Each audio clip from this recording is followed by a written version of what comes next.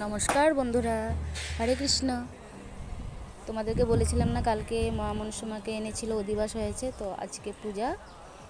এই তো পূজা চলছে, দেখো পূজাতে আমাদের একটা গুয়াহাটি থেকে দিদি কিরকম করছে আরো।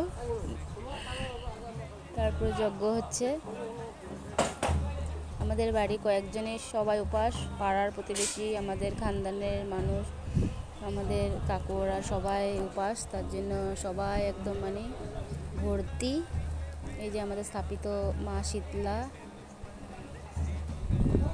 সব বছর এরকম পূজা করতে হয়। এই যে আমাদের মা মনসামার স্থাপিত ঘট, বাবা শিব বাবার স্থাপিত ঘট।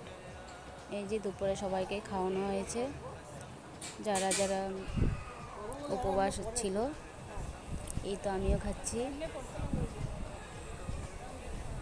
Bye bye. রাত্রে